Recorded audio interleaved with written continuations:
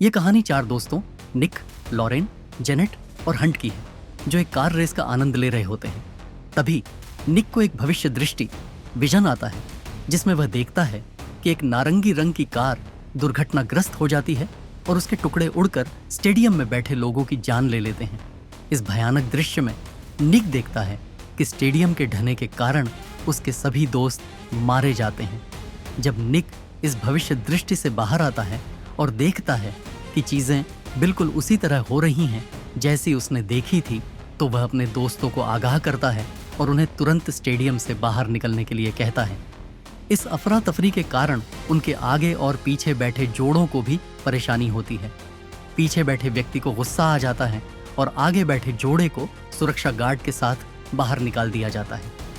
सुरक्षा गार्ड, जिसका नाम जॉर्ज है, निक से इस गड़बड़ी का कारण पूछता है। निक उसे अपनी भविष्य दृष्टि के बारे में बताता है कि यह सब वास्तव में हो रहा है। उसी दौरान उनमें से एक व्यक्ति अपनी पत्नी को बचाने के लिए वापस जाने की कोशिश करता है, लेकिन जॉर्ज उसे रोक लेता है। इसी बीच दुर्घटनाग्रस्त कार के टायर से निकली एक वस्तु उसकी पत्नी की जान ले लेती है। इस हादसे से बचने वाले लोग खुद को भाग्यशाली मानते हैं और अपनी नई जिंदगी को खुलकर जीने का फैसला करते हैं। लेकिन उसी रात निक को फिर से एक भविष्य दृष्टि आती है। इसमें दिखाया जाता है कि बचने वाले व्यक्तियों में से एक, जिसकी पत्नी की मौत हुई थी, शराब के नशे में जॉर्ज को मारने के लिए उसके घर की ओर जाता है। उसे लगता है कि उसकी पत्नी की मौत के लिए जॉर्ज जिम्मेदार है, लेकिन निक की भविष्य दृष्टि के अनुसार जॉर्ज के घर पहुंचने से पहले ही वह खुद अपनी कार के साथ दुर्घटना में जलकर मर जाता है।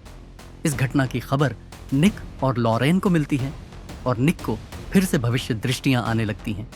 लेकिन अब तक निक यह नहीं समझ पाता कि अगला मरने वाला कौन होगा। अब कहानी एक महिला की ओर मुड़ती है, जो अपने 2 बच्चों की मां है और कार दुर्घटना में बच गई थी। वह एक सैलून में बाल कटवाने जाती है। दर्शकों को यह सोचने पर मजबूर किया जाता है कि शायद वह अब मरने वाली है, लेकिन ऐसा नहीं होता। जब वह सैलून से बाहर निकलकर अपने बच्चों को डांटती है, तभी लॉन मूवर से निकला एक कंकड़ तेजी से उड़कर उसकी आंख में घुस जाता है और उसकी जान ले लेता है। दूसरी ओर निक और लॉरेन पुरानी घटनाओं पर शोध करते हैं और इस नतीजे पर पहुंचते हैं कि निक ने जिस क्रम में लोगों को बचाया था, उसी क्रम में वे मौत के शिकार होते जा रहे हैं। उनका मानना है कि यदि वे इस चेन को तोड़ दें और किसी एक व्यक्ति को बचा लें, तो मौत का यह सिलसिला रुक सकता है। वे इस जानकारी को जेनेट और हंट को बताते हैं। जेनेट डर जाती है, जबकि हंट इसे मजाक समझकर निक को पागल कहता है। इससे दोनों के बीच झगड़ा हो जाता है और वे नाराज होकर अलग हो जाते हैं। निक और लॉरेन स्टेडियम में जाते हैं ताकि यह याद कर सकें कि अगला शिकार कौन होगा। वहां जॉर्ज उन्हें सुरक्षा फुटेज दिखाता है, जिससे निक को एहसास होता है कि अगला व्यक्ति एक मैकेनिक है, जो उस दिन स्टेडियम में मौजूद था। निक, लॉरेन और जॉर्ज उसे बचाने के लिए उसकी वर्कशॉप पहुंचते हैं। घटनाएं निक की भविष्य दृष्टि के अनुसार घटती हैं, लेकिन मैकेनिक बच जाता है, जिससे सभी को लगता है कि उन्होंने मौत की चेन तोड़ दी है। लेकिन तभी मैकेनिक की आंखों के सामने एक भयानक दुर्घटना में उसकी मौत हो जाती है। अब अगला नंबर जेनेट और हंट का था।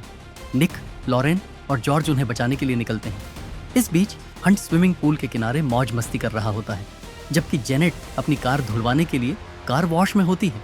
निक को फिर से भविष्य दृष्टि आती है और वह उन्हें पानी से दूर रहने की चेतावनी देता है, लेकिन हंट का फोन पानी से खराब हो जाता है, जिससे वह निक का संदेश नहीं देख पाता। जेनेट को संदेश मिल जाता है, लेकिन तब तक बहुत देर हो चुकी होती है। कार वॉश में बिजली का सर्किट उड़ जाने के कारण उसकी कार फंस जाती है और पाइप फटने से उसकी कार में पानी भरने लगता है। दूसरी ओर हंट एक गोल्फ बॉल के कारण अपना लकी कॉइन पूल में गिरा देता है। वह सिक्का निकालने के लिए पूल में जाता है, लेकिन तेज जल प्रवाह के कारण वह नाले में फंस जाता है और दर्दनाक मौत मरता है। लॉरेन और जॉर्ज समय पर पहुंचकर जेनेट को बचा लेते हैं, लेकिन निक के देर से पहुंचने के कारण हंट को नहीं बचाया जा सकता। अब अगला नंबर जॉर्ज का होता है। जॉर्ज अपनी मौत के लिए पूरी तरह तैयार था और उसने आत्महत्या करने की भी कोशिश की थी, लेकिन निक और लॉरेन उसे समझाते हैं कि चूंकि जेनेट बच गई, इसलिए मौत की चेन टूट चुकी है। इसके बाद सभी अपने जीवन में आगे बढ़ने का फैसला करते हैं। 2 सप्ताह बाद निक, लॉरेन और जेनेट एक कैफे में बैठकर खुशी खुशी समय बिता रहे होते हैं, लेकिन तभी निक को फिर से उसी कार दुर्घटना के दिन की यादें महसूस होने लगती हैं।